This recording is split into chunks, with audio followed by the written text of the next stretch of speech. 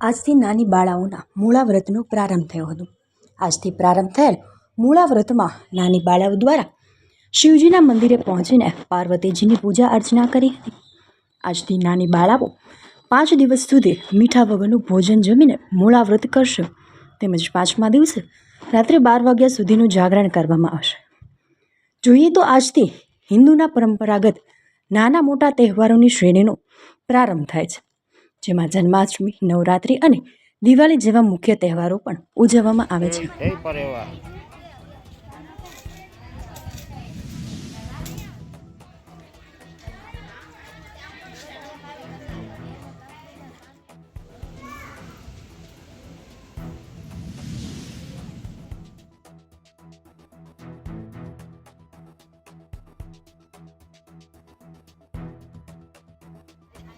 શીખવાડો